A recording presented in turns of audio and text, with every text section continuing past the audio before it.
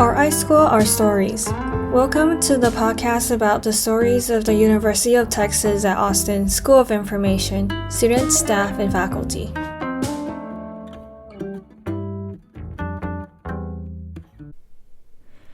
Hello, my name is Yesenia Garcia, and my pronouns are she, her. And today I'm just going to talk about a little bit about my story. So, I grew up in a very small town. I originally come from Grand Prairie, Texas, but early in my childhood, my family decided to move to a small town an hour south from Dallas. And even though my parents came to America as immigrants looking for a better life, all throughout my childhood, I never felt like I was missing anything. My parents always worked hard and took care of me and my brother well, and now my sister, to make sure that we were always well provided for. And it wasn't until I finally got older that I started to realize how much they had to do for us to not notice that we were in this stuck spot most of the time. And because of this, I felt very little. And no matter the age, I felt very little because I felt like I couldn't help. And so I decided to look at the future and what I could do then with what I have now, and at the time, which was school. So all throughout middle school and high school, I always had my focus on my studies. I always thought that this would be what I could give to them and myself. And I was even thankful enough to graduate valedictorian in my class. And I had finally come to this point in my life where I was old enough to be able to make things in their life different. And choosing my study in college would be a continuation of that. But making this decision, I was stuck for a long time deciding between my passions, specifically for being creative, and financial security, especially considering that I would be first gen. But I thought I made a compromise of those two priorities when I got accepted into the CS program here at UT. And although I wasn't sure yet what I wanted to do with CS, I knew that I wanted to be able to help others, especially considering that at the rate technology is being adopted in so many aspects of our world today, I feel that it leaves a lot of people behind. And I want to not only help those people, but have them be able to use technology for their own benefit.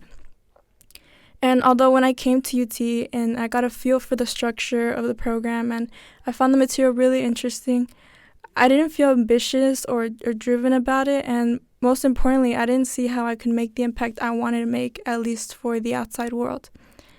And of course, my family would live comfortably, which was a big, big goal of mine. And I could give them the life, that they deserved. I wanted to be fulfilled with what I could give to the world through my career. And I feel like this was a really hard spot for me to be in because it wasn't as simple as just finding something else and making a switch for myself. I kept in mind the effect I would have on others.